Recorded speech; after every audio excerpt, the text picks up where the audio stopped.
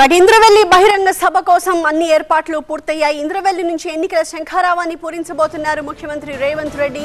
మరో 2 గ్యారంటీల అమలుపై ప్రకటన చేయబోతున్నారు. ఆయన కొద్దిసేపటి క్రితమే బహిరంగ సభ ప్రాంగణానికి చేరుకున్నారు.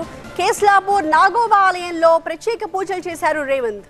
స్వయం సహాయక సంఘాల మహిళలతో నాగోబా దర్బార్ హాల్లో ఒక ఆత్మీయ సమావేశం కూడా నిర్వహించారు. సీఎం పర్యటన సందర్భంగా తమ సమస్యల్ని విన్నవించుకోవడానికి ప్రజలు కూడా అక్కడికి భారీగా తరలి వచ్చారు. వినతి పత్రాలతో పెద్ద ఎత్తున బారులు తీరారు. అక్కడి నుంచి మరింత సమాచారాన్ని మా కరెస్పాండెంట్ నరేష్ అందిస్తారు.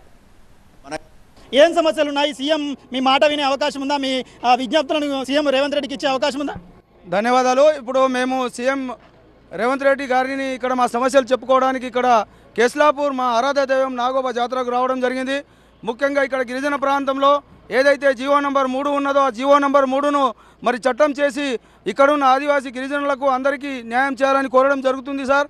అలాగే మేము ట్రైబల్ టీచర్ ఫెడరేషన్ తరపు నుంచి మా సంతానలేమి సమస్యతో బాధపడుతున్నారా? చింతించకండి. సుమారు 90,000 జంటలకు ఆనందం నింపింది ఓఎస్ఎస్ ఫర్టిలిటీ. ఈ రోజే 7825893600 కి కాల్ చేయండి. సంతానోత్పత్తి చికిత్సపై భారీ డిస్కౌంట్లు పొందండి. గుడ్ న్యూస్ చెప్పండి.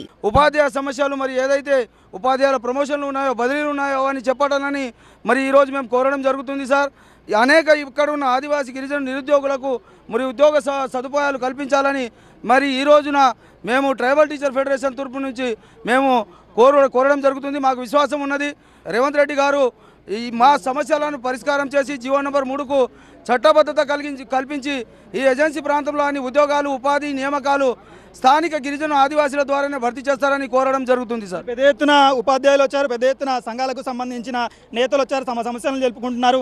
ఎలాంటి సమస్యలతో సీఎం రేవంత్ రెడ్డికి చెప్పబోతున్నారు? ఏం విన్నవించుకోబోతున్నారు? ప్రజాపాలన మొదలైందని మాకు నమ్మకం ఉంది. సీఎం రేవంత్ రెడ్డి గారు స్థానిక 317 బాధితులను కాపాడి మా స్థానిక జిల్లాలో కేటాయిస్తారని మేము ఆశిస్తున్నాం సార్. జూనియర్ అవుట్సోర్సింగ్ పంచాయతీ కార్యదర్శులం సార్. మేనిఫెస్టోలో కాంగ్రెస్ ప్రభుత్వం ప్రజాప్రభుత్వం వచ్చింది సార్. మనమని కూడా అవుట్సోర్సింగ్ వాళ్ళని రెగ్యులర్ చేయాలని రేవంత్ రెడ్డి గారిని కలవడానికి వచ్చినాం సార్. ఒక 2 నిమిషాలు కలిస్తే మేము రిప్రజెంటేషన్ ఇవ్వడానికి మార్నింగ్ నుండి ఇక్కడ వెయిట్ చేస్తున్నాం సార్. 10 సంవత్సరాల నుంచి ఈ పంచాయతీ ఆపరేటర్గా పంచాయతీరాజ్ వ్యవస్థలో పనిచేస్తున్నాం సార్. ఇంతకుముందు కలిసినప్పుడు కాంగ్రెస్ ప్రభుత్వం రాగానే మీ సమస్యల్ని పరిష్కరిస్తామని చెప్పింది, కానీ ఇప్పటివరకు ఏం లేదు. అందుకే ఒకసారి జీతాలు రావాలి సార్. మాకు ట్రెజర్ నుంచి జీతాలు వస్తే మాకు సాల్వ్ అవుతుంది సార్. కష్టాలు తీర్చే రేవంత్ అన్న అంటూ పెద్ద ఎత్తున ఒక ఫోటోను తీసుకొచ్చారు. మార్పు మొదలైందని చెప్తున్నారు. మార్పు మొదలైందా? సీఎం రేవంత్ రెడ్డి మార్పు మొదలైందని నమ్ముతున్నాము. ఎన్నికలకు ముందు సీఎం రేవంత్ రెడ్డి గారు మాకు హామీ ఇచ్చారు 48 గంటల్లో సమస్యను పరిష్కరిస్తామని. ఇప్పటికి మాకు చాలా నమ్మకం ఉంది. సీఎం సార్ గారు అపాయింట్మెంట్ కూడా ఇచ్చారు. బొజ్జు ఎమ్మెల్యే గారు మాకు అపాయింట్మెంట్ ఇచ్చారు. ఎమ్మెల్యే గారి ద్వారా సీఎం గారిని కలిసి మా సమస్యలను వివరించి వీలైనంత త్వరగా సమస్యను పరిష్కరించమని ఉమ్మడి భారీ డిఎస్సీ కన్నా ముందే రిటైర్మెంట్ ఖాళీలతో మమ్మల్ని భర్తీ చేయాలని వినతిపూర్వకంగా వేడుకుంటున్నాము. కేస్లాపూరు నాగశేషుని పూజించుకుంటున్నారు. ఆ పూజల ఫలితంగానే సీఎంగా రేవంత్ రెడ్డి ప్రభుత్వం ఏర్పాటైంది.